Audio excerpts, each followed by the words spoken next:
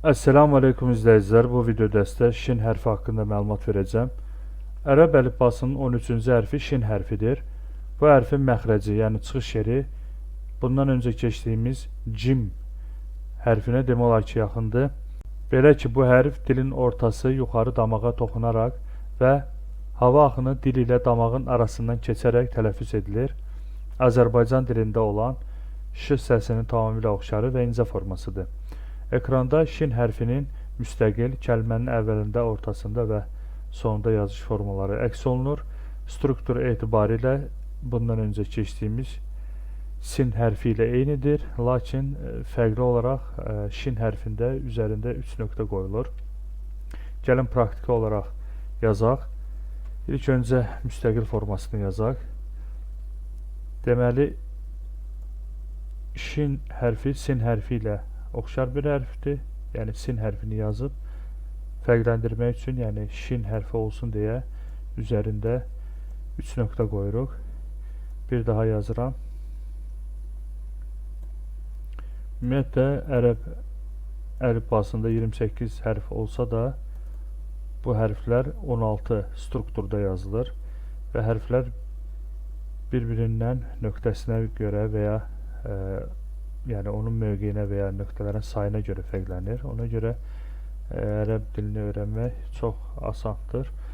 Kəlmənin əvvəlində olan yazışını yazaq. Kəlmənin əvvəlində özündən sonra hansısa bir hərfə birləşəcəyi üçün, yəni bu hissəsini açıq saxlayırıq. Çünki ərəb dilində hərflər sağdan sola doğru yazılır. Bunu nəzərə alın. Ona görə sağ tərəfi qapalı, sol tərəfi açıq olur. Bir daha yazıram.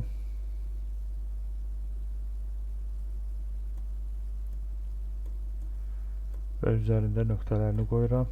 Kəlmənin orta yazışı, kəlmənin əvvəl yazışı ilə eynidir. Sadəcə sağ tərəfdən çıxıntısı olacaq. Çünki özündən əvvəl yəni hansısa bir hərfə birləşsin deyə.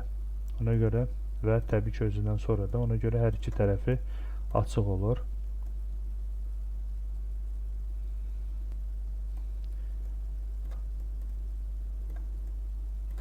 Və bir daha yazıram.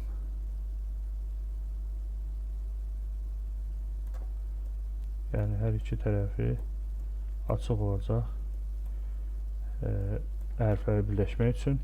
Kəlmənin sonunda isə eyni ilə müstəqil formanı yazıb sağ tərəfdən çıxıntı qoyacağıq. Sağ tərəfdən çıxıntını qoydum və indi müstəqil formasını yazıram və üzərində də nöqtələri qoyuram. Bir qədər bu artıq oldu.